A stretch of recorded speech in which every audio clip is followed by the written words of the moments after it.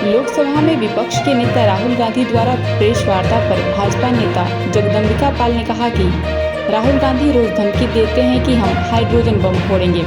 जब वे वोट चोरी की बात करते हैं और चुनाव आयोग उनसे लिखित में मांगता है तो वे सबूत देने के बजाय केवल देश को गुमराह कर रहे हैं। अब वे कह रहे हैं कि हम हाइड्रोजन बम फोड़ेंगे। उन्हें पता होना चाहिए कि हाइड्रोजन बम केवल विनाश करता है। विपक्षी नेता से सवाल करते हुए उन्होंने कहा कि वे नेता प्रतिपक्ष होकर क्या विनाश की कल्पना करते हैं।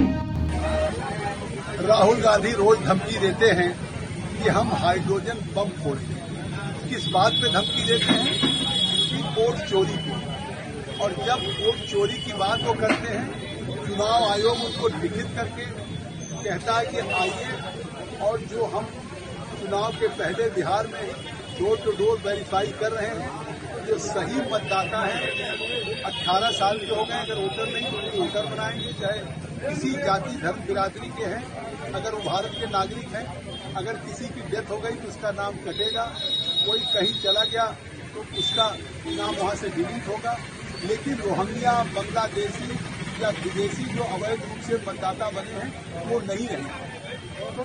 जब चुनाव आयोग उनसे सबूत मांगता है तो वो सबूत देने के बजाय केवल देश को गुमराह कर रहे हैं, देश में भ्रम पैदा कर रहे हैं। जब इलेक्शन कमीशन के सामने अपने सांसदों के साथ प्रोटेस्ट करने जाते हैं तो उन्होंने 30 सांसदों को चुनाव आयोग ने बुलाया, अंदर नहीं गए क्योंकि उनके पास कोई सबूत नहीं।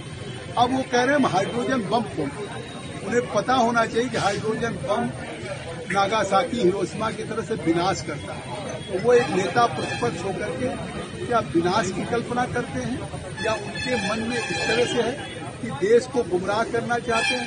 पहले चुनाव हारने के बाद ईवीएम पे ठीकरा फोड़ते थे, अब चुनाव के पहले ही बिहार के पराजय स्वीकार कर लिया और सर के नाम पे जो एक चुनाव का वेरिफिकेशन हो रहा वोट का एक डोर टू डोर, अब उस पर ठीकरा फोड़ है कि